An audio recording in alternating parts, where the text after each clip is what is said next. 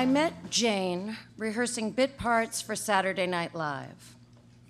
I was just out of NYU. She was just out of high school. We bonded in that way that you do when you're marooned in a dressing room for a week, waiting to be called onto the set. Both wearing head-to-toe thrift store black, sharing smokes, and looking forward to our first big break airing live all across the country. An assistant talent coordinator told us 20 minutes to airtime that our sketch had been cut. I got so upset I almost threw up, but Jane was all business.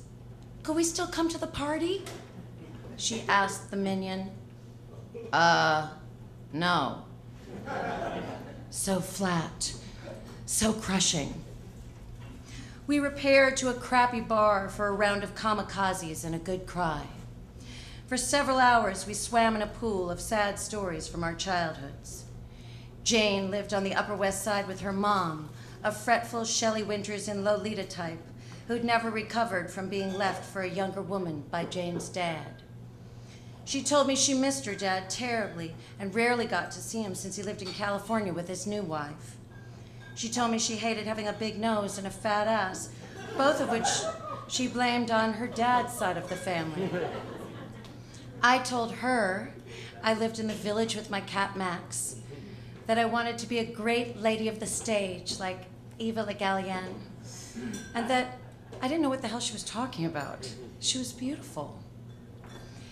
Jane smiled, a preternaturally rueful smile, and said that no matter how pretty she was or could ever be, there would always be someone prettier. She said I should remember that too, as it would be one of the suckiest things in life. I gave Jane the whole Mammoth spiel while she stuffed a pair of Nike tennis socks into my bra. My job, I said, is to analyze the text and live truthfully under the imaginary circumstances of the play. Wrong, she said, adjusting me for symmetry. Your job is to look fuckable.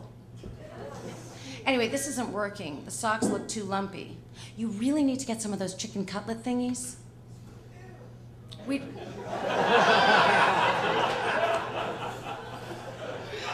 didn't get the parts.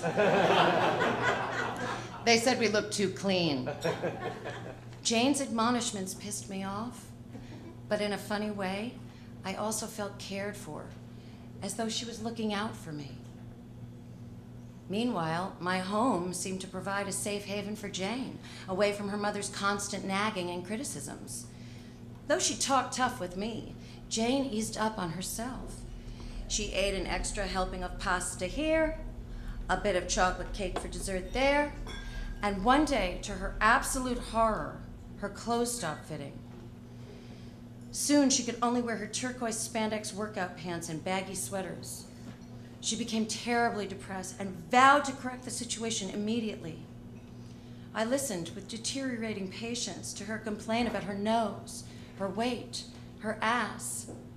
You are still a beautiful girl, I told her over and over. I promise you don't need to fix a thing. But it was to no avail. Jane would only stare at me, helpless and utterly despondent. Sometime in May, after having stayed with me for 5 months, she moved out and into her dad's house in Los Angeles. 2 months later, Jane called with big news. I did it!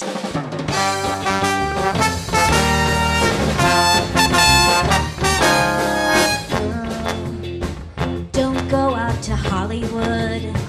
You're just chasing rainbows and heartaches and lies. Girl, don't go out to Burbank. It's just full of cruelty and bad jokes and skanks.